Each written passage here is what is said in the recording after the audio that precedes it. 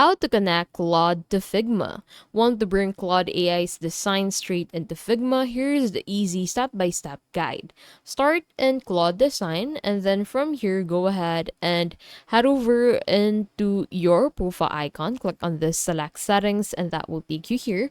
So from here, head over to connectors, and then select browse connectors, and then on the pop-up, make sure to use the search bar to look for Figma. So once you find Figma, click on it and then select connect. Now after that, you need to sign in into your Figma account, and once you sign in, you need to authorize the connection between your Figma account and your Claude AI's account. So this lets you pull designs, tokens, components, and even translate frames into production-ready code.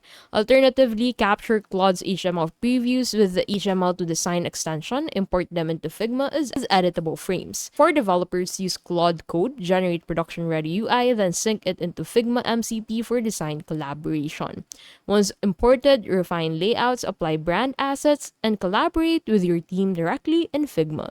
The easiest way to connect Claude to Figma is via plugin or direct export. For quick imports, use HTML to design. For dev workflows, Claude Code bridges design and production.